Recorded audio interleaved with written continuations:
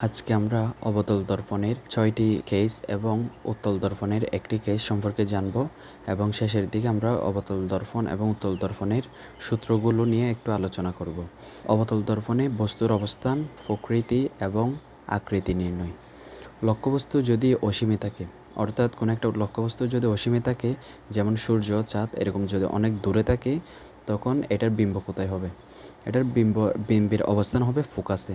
অর্থাৎ এটা যদি অসীম থেকে কোনো আলোক রশ্মি আসে, ওই আলোক রশ্মিটা অবতল দর্পণের মেরু থেকে প্রতিফলিত হয়ে ফোকাসের নিচে অর্থাৎ এটা হবে ফোকাসে, এবং এর আকৃতি হবে অত্যন্ত অসীম থেকে যে আলো আসবে ওই আলোর উৎসটা অনেক বেশি বড়। এটা এখানে আসার পর হয়ে যাবে, এই জন্য এটা অত্যন্ত কর্বিত। যদি আয়নার সামনে গঠিত হয়, অর্থাৎ দর্পণের সামনে গঠিত হয়, তখন এটা হবে বাস্তব। এটা বাস্তব এবং এটা হবে উল্টা। এটা যদি মাথা উপরে থাকে, আমরা এদিকে মাথা নিচে দেখতে পাবো, অর্থাৎ এটা উল্টে যাবে।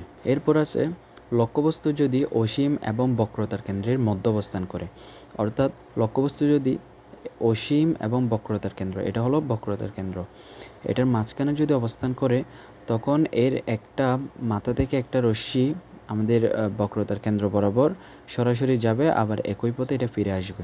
আরেকটা রশ্মি মিররের সাথে প্রতিফলিত হয়ে এটা ফোকাস দিয়ে যাবে, তখন এটা মিলিত হবে কোথায়? এটা হলো বক্রতার কেন্দ্র এবং এটা হলো প্রধান ফোকাস, অর্থাৎ বক্রতার কেন্দ্র এবং প্রধান ফোকাসের মধ্যবর্তীতে অবস্থান করবে। এটার অবস্থান হবে বক্রতার কেন্দ্র এবং ফোকাসের মাঝে।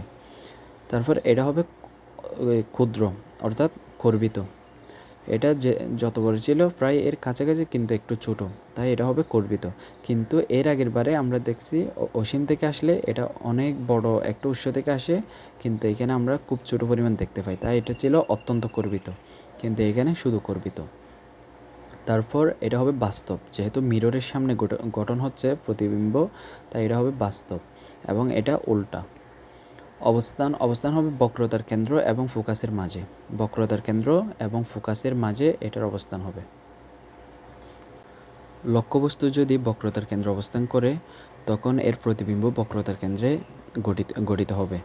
বক্রতার কেন্দ্রে লক্ষ্যবস্তু থাকবে, ওইটার মাথা থেকে একটা রশ্মি প্রধান ফোকাস দিয়ে গিয়ে ওইটা আবার বক্রতার কেন্দ্রেই ফিরে আসবে।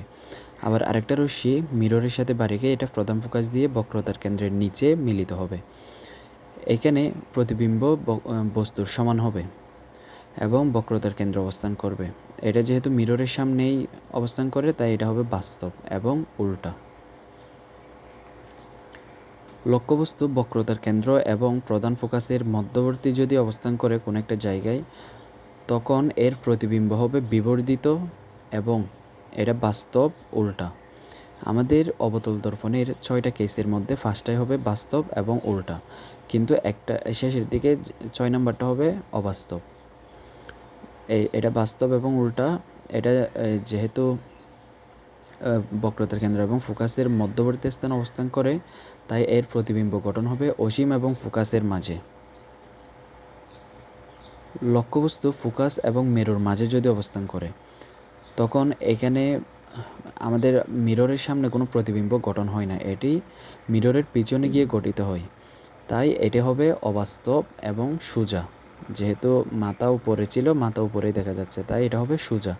এবং এটা যেহেতু মিররের পিছনে অবস্থান করছে, কাল্পনিক, তাই এটা হবে অবাস্তব এবং বিবর্ধিত। এটা যেহেতু বড়, এই আমাদের বিম্ব হলো এটা, বিম্ব থেকে এটা যেহেতু বড়, তাই প্রতিবিম্ব হবে বিবর্ধিত এবং এটা দর্পণের পিছনে অবস্থান করবে।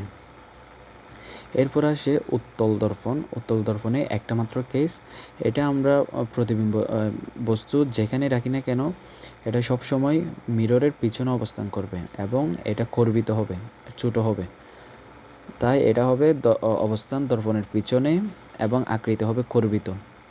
প্রকৃতি হবে অবাস্তব এবং সোজা। আর এই সূত্রগুলো পড়লেই এই চ্যাপ্টারটা শেষ। এখানে যেহেতু বেশি সূত্র নাই, এখানে প্রথম হলো ফোকাস দূরত্ব। ফোকাস দূরত্ব এফ নির্ণয়ের সূত্র হলো r/2। এখানে আর হলো বক্রতার ব্যাসার্ধ। যেহেতু ফোকাস বক্রতার ব্যাসার্ধের মাঝখানে অবস্থান করে, এটা বক্রতার ব্যাসার্ধ, এর মাঝখানে অবস্থান করবে ফোকাস, অর্থাৎ ফোকাস হবে বক্রতার ব্যাসার্ধের অর্ধেক। আর দর্পণে বস্তু, বিম্ব এবং ফোকাস দূরত্বের সূত্র 1/u plus 1/b equals to 1/f। এখানে ইউ হলো বস্তুর বেগ, বি বিম্বের দূরত্ব, বস্তুর দূরত্ব, বি বিম্বের দূরত্ব এবং এফ হলো ফোকাস দূরত্ব। আর বিবর্ধন এম, এম হলো বিবর্ধন। এখানে এল প্রাইম বিম্বের দৈর্ঘ্য এবং এল হলো বস্তুর দৈর্ঘ্য। এই সূত্রগুলো পড়লেই এই চ্যাপ্টার এনাফ।